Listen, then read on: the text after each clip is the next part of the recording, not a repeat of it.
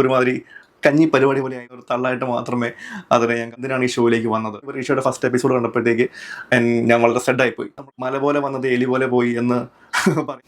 Hello ladies and gentleman, എൻ്റെ പുതിയൊരു വീഡിയോയിലേക്ക് എല്ലാവർക്കും സ്വാഗതം. സോ നമ്മളിന്ന് ഇവിടെ സംസാരിക്കാൻ വേണ്ടി പോകുന്നത് ബിഗ് ബോസ് എന്ന റിയാലിറ്റി ഷോയെ പറ്റിയിട്ടാണ്. ഇന്നിപ്പം ബിഗ് ബോസ് മലയാളം സീസൺ 8 തുടക്കം ആയിരിക്കുകയാണ്. സോ അതിൻ്റെ ഭാഗമായിട്ട് ആദ്യമേ ഒരു അഗ്നി പരീക്ഷ എന്ന് പറയുന്ന ഒരു സെലക്ഷൻ പ്രോസസ്സാണ് ഇപ്പം നടക്കുന്നത്. നമുക്കറിയാം, ബിഗ് ബോസ് എന്ന് പറയുന്ന റിയാലിറ്റി ഷോ കേരളത്തിൽ തന്നെ അല്ലെങ്കിൽ നമ്മുടെ ഇന്ത്യയിൽ തന്നെ സെലിബ്രേറ്റ് ചെയ്യപ്പെട്ടിട്ടുള്ള ഏറ്റവും നന്നായിട്ടുള്ള one of the best reality ഷോയാണ്. ഇതിപ്പം 8ാമത്തെ സീസണാണ്.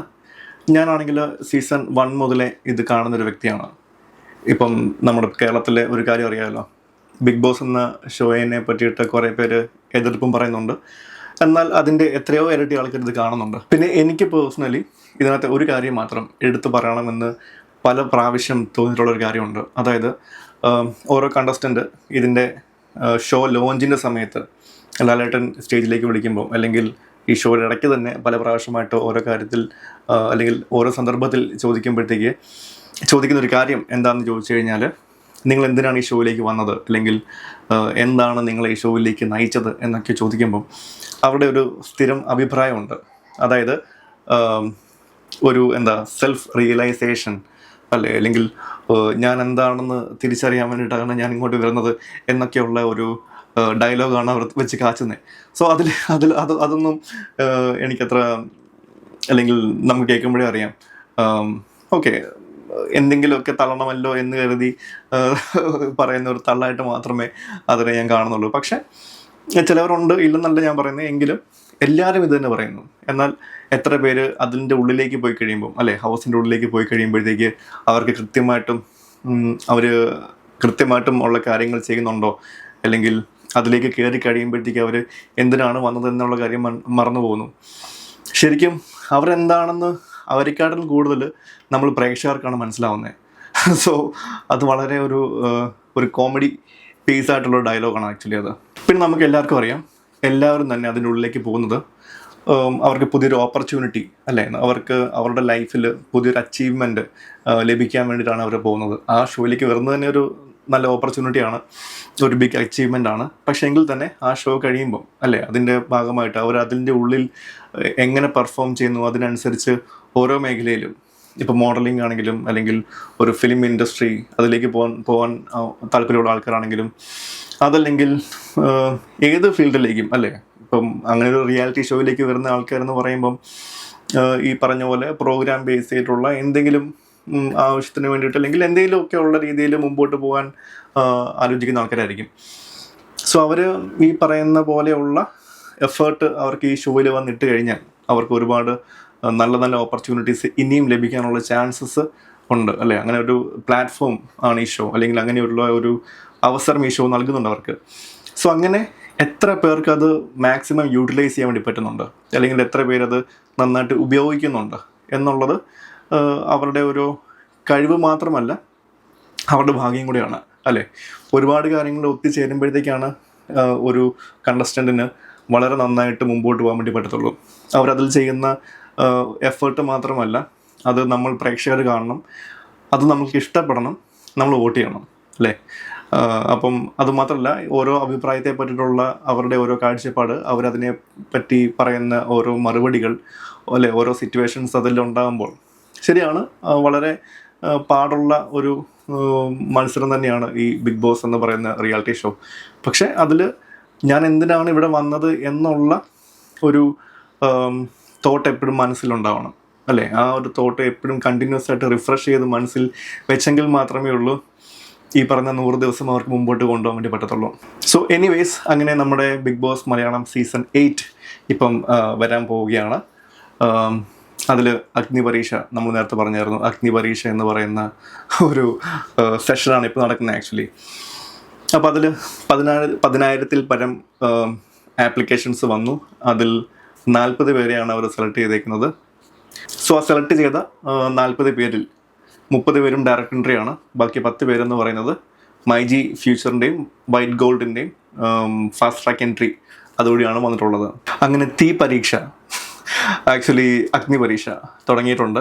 സത്യം പറഞ്ഞു കഴിഞ്ഞാൽ ഇതിൻ്റെ ഒരു ഫസ്റ്റ് എപ്പിസോഡ് എന്നെ വളരെ തളർത്തിക്കളഞ്ഞു എന്ന് വേണമെങ്കിൽ പറയാം. ഈ അഗ്നിപരീക്ഷയുടെ അതായത് ഞാൻ പ്രതീക്ഷിച്ചത് ഒരു വളരെ മാസ്സായിട്ടുള്ള ഒരു ലോഞ്ചും അതേപോലെ തന്നെ മാസ്സായിട്ടുള്ള ഒരു എപ്പിസോഡാണ് ഞാൻ ആദ്യം പ്രതീക്ഷിച്ചത്. പക്ഷേ ഇതിൻ്റെ ഫസ്റ്റ് എപ്പിസോഡ് എന്നെ വളരെ സെഡാക്കി കളഞ്ഞു. കാരണം നമ്മുടെ MTV റോഡീസ് ഒക്കെ ഇല്ലേ, അതേപോലത്തെ ഉള്ളൊരു പരിപാടിയാണ് ഞാൻ ആക്ച്വലി ഈ അഗ്നിപരീക്ഷ കൊണ്ട് ഉദ്ദേശിച്ചത്. കാരണം ബിഗ് ബോസ് എന്ന് പറയുന്നത് വളരെ ഒരു വലിയ സംഭവമാണ്, നമുക്കെല്ലാവർക്കും അറിയാം. അപ്പം അതിൻ്റെ ഭയങ്കര ഗംഭീരമായിട്ട് അഗ്നിപരീക്ഷ വരുന്നു, കോമണേഴ്സിനെ ടെസ്റ്റ് ചെയ്തിട്ട് അതിൽ നിന്നാണ് നമ്മുടെ ബിഗ് ബോസ് ഹൗസിലേക്ക് അവരുടെ എൻട്രി വരുന്നത് എന്നൊക്കെയുള്ള ഒരു പരസ്യങ്ങളൊക്കെ വന്നപ്പോഴത്തേക്ക് ഞാൻ ചിലപ്പോൾ എൻ്റെ എക്സ്പെക്റ്റേഷൻസ് ഒരുപാട് കൂടി പോയതുകൊണ്ടാവാം. പക്ഷേ എൻ്റെ ഈ പറഞ്ഞ അഗ്നിപരീക്ഷയുടെ ഫസ്റ്റ് എപ്പിസോഡ് കണ്ടപ്പോഴത്തേക്ക് ഞാൻ വളരെ സെഡായിപ്പോയി. നമ്മുടെ സീസൺ 7 കണ്ടിട്ടുള്ളവർക്കറിയാം, 7ൻ്റെ പണി എന്ന് പറഞ്ഞിട്ടുള്ള എന്താ പറയുക ഭയങ്കര വലിയ പരസ്യങ്ങളൊക്കെ ആയിട്ട് വന്നിട്ട്, അതായത് പച്ചമലയാളത്തിൽ പറയുവാണെങ്കിൽ മല പോലെ വന്നത് എലി പോലെ പോയി എന്ന് പറയാൻ പറ്റുന്ന ഒരു സീസണായിരുന്നു അത്. അതേപോലെ നമ്മുടെ ഈ അഗ്നിപരീക്ഷയുടെ ഫസ്റ്റ് എപ്പിസോഡെന്ന് പറഞ്ഞ് സത്യം പറഞ്ഞ ഒരുമാതിരി കഞ്ഞി പരിപാടി പോലെ ആയിപ്പോയി. അതാണ് എനിക്ക് ആക്ച്വലി തോന്നിയത് ഇതിൻ്റെ ഫസ്റ്റ് എപ്പിസോഡ് കണ്ടപ്പോഴത്തേക്ക്. കാരണം ഒരു ഇമ്പാക്റ്റും ഇല്ലാതെ വളരെ സിമ്പിളായിട്ടാണ് ഈ ഷോ സ്റ്റാർട്ട് ചെയ്തത് അവർ. അതെന്തുകൊണ്ടാണ് എന്നെനിക്ക് അറിയില്ല. കാരണം ചിലപ്പം ഇത് ഭയങ്കര ഗംഭീരമായി തുടങ്ങിക്കഴിഞ്ഞാൽ ചിലപ്പോൾ ബിഗ് ബോസ് ഷോ സ്റ്റാർട്ട് ചെയ്യുമ്പോൾ അതിൻ്റെ ഒരു പഞ്ച് കുറഞ്ഞെങ്കിലോ എന്ന് വിചാരിച്ചിട്ടാവാൻ ചിലപ്പം ഇതിൻ്റെ സ്റ്റാർട്ടിങ് ഇവരിങ്ങനെ ആക്കി വെച്ചത്. ബട്ട് സ്റ്റിൽ കുറച്ചും കൂടി ഒരു ഇമ്പാക്റ്റ് അവർക്ക് ഇതിൻ്റെ ഒരു സ്റ്റാർട്ടിങ്ങിൽ കൊടുക്കാമായിരുന്നു. എനിവേസ്, നമ്മളിപ്പോൾ ഫസ്റ്റ് എപ്പിസോഡിനെ പറ്റി ഞാനിപ്പോൾ ഇങ്ങനെ കഞ്ഞി പരിപാടി എന്നൊക്കെ പറഞ്ഞ് ഞാൻ ഫസ്റ്റ് എപ്പിസോഡിനെ പറ്റി പറഞ്ഞു. അപ്പം എന്താണ് ഫസ്റ്റ് എപ്പിസോഡിൽ നടന്നതെന്ന് ചോദിച്ചു കഴിഞ്ഞാൽ, ഈ പറഞ്ഞ പോലെ 40 പേര് വന്നു. 40 പേരിൽ നിന്ന് 20 പേരെ പകുതിയാക്കാൻ വേണ്ടിയിട്ട് ആദ്യം തന്നെ ഇവർ പുറത്ത് വെച്ചിട്ട് റിനീഷയാണ് ആ ഒരു എന്താ പറയുക ഷോ ഹോസ്റ്റ് ചെയ്തത്. സോ ഈ പറഞ്ഞ 40 പേരിൽ നിന്ന് 20 പേരെ പകുതിയാക്കാൻ വേണ്ടിയിട്ട് അവരൊരു ഇവൻറ്റ് നടത്തി, അല്ലെങ്കിൽ ഒരു ഗെയിം നടത്തി. സോ ആ ഗെയിം എന്ന് പറയുമ്പം കുറേ താഴ് ഒരു സൈഡിൽ വെച്ചിട്ടുണ്ട്, അതിൻ്റെ പൂട്ടും ഒരു സൈഡിൽ വെച്ചിട്ടുണ്ട്. അപ്പം നമ്മൾ ഈ താഴെ എടുക്കുമ്പോഴത്തേക്ക് എന്താണോ ആ താഴിൽ പറഞ്ഞേക്കുന്ന ആ ക്ലൂവിന് റിലേറ്റ് ചെയ്യാൻ പറ്റുന്ന ഒരു ആൻസർ ഏത് പൂട്ടിൻ്റെ കൂടെയാണോ ആ പൂട്ടി അവർക്ക് തുറക്കാൻ പറ്റുള്ളൂ. അങ്ങനെ ആർക്കൊക്കെ എത്രയും വേഗം ഈ പൂട്ട് തുറക്കാൻ പറ്റുന്നുണ്ടോ ആ ആദ്യത്തെ 20 പേര് ഈ ഷോയ്ക്കുള്ളിലേക്ക് എൻട്രി ആവും. അപ്പോൾ നമ്മുടെ ഈ ഫസ്റ്റ് ഈ 20 പേരെ സെലക്ട് ചെയ്യുന്ന പ്രോസസ്സിൽ എനിക്കതിൽ ആകെ നോട്ടീസ് ചെയ്ത ഒറ്റ കാര്യം മാത്രമേ ഉണ്ടായിരുന്നുള്ളൂ. അതായത് പൂജ എന്ന് പറയുന്ന ഒരാൾ ഈ പറഞ്ഞ പോലെ ഏറ്റവും അവസാനം അവരുടെ ഡിറ്റർമിനേഷൻ കൊണ്ട് മാത്രമാണ് ഈ ഷോയിലേക്ക് എൻ്റർ ആയത് എന്ന് വേണമെങ്കിൽ പറയാം. കാരണം അവരുടെ കയ്യിലിരുന്ന താക്കോല് അവർക്കൊരു പൂട്ട് തുറക്കാൻ പറ്റാതായി പോയപ്പോഴത്തേക്ക് കൂടെ ഇന്നാൾ ആ താക്കോല് മേടിച്ച് തുറക്കാൻ വേണ്ടി ശ്രമിച്ചു. പിന്നെ അത് താക്കോൽ തിരിച്ചു കൊടുക്കുന്നില്ല. അങ്ങനെ ഈ പുള്ളിക്കാരി എന്താ പറയുക ചെറിയൊരു ഫൈറ്റ് ചെയ്തു. അങ്ങനെ ഫൈറ്റ് ചെയ്ത് തന്നെയാണ് അകത്ത് കയറിയെന്ന് വേണമെങ്കിൽ പറയാം.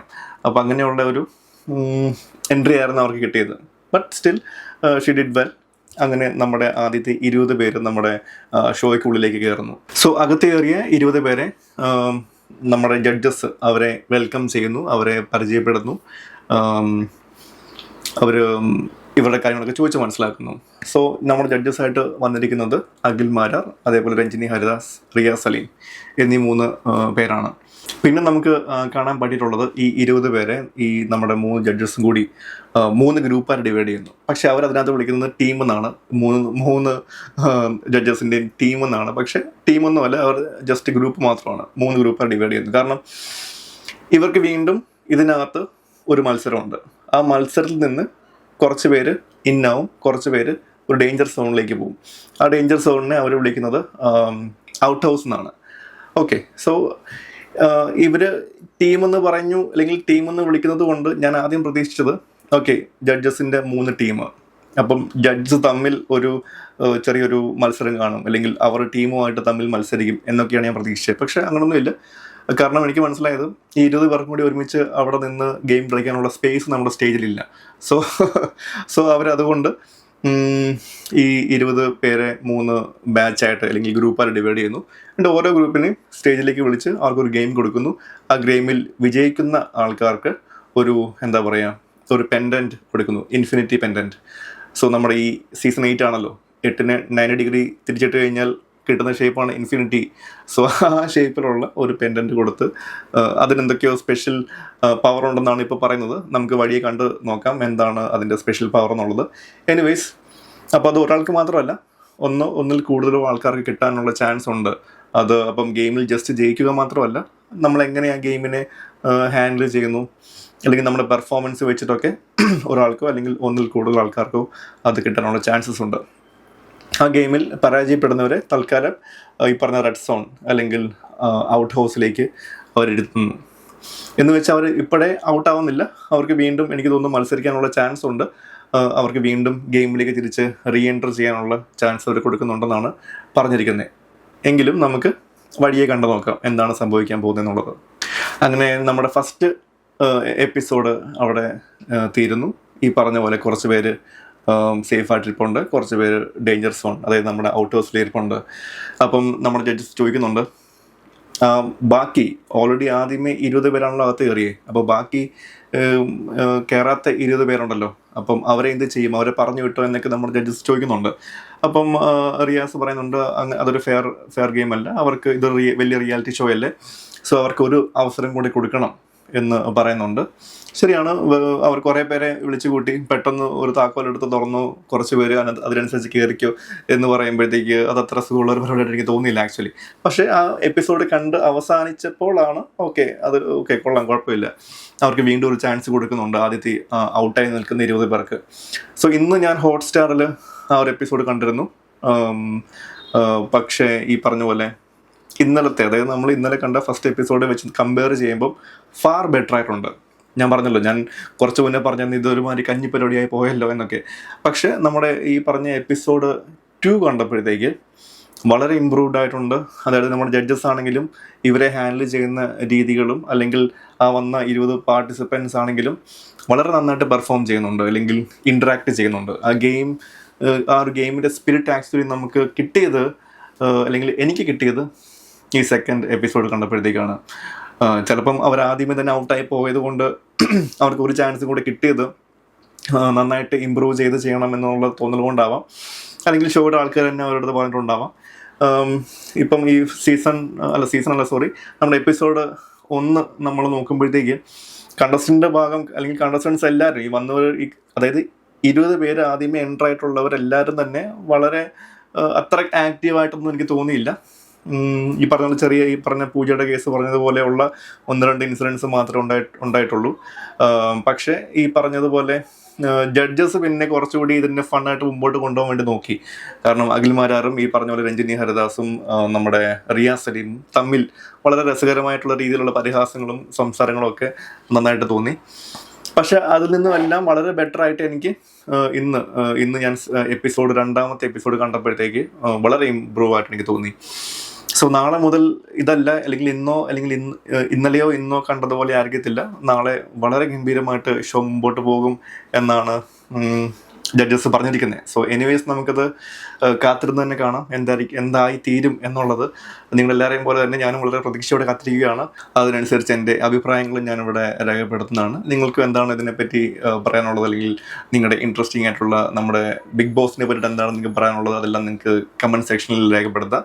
സോ എല്ലാവരും സേഫായിട്ടിരിക്കുക. See you next time.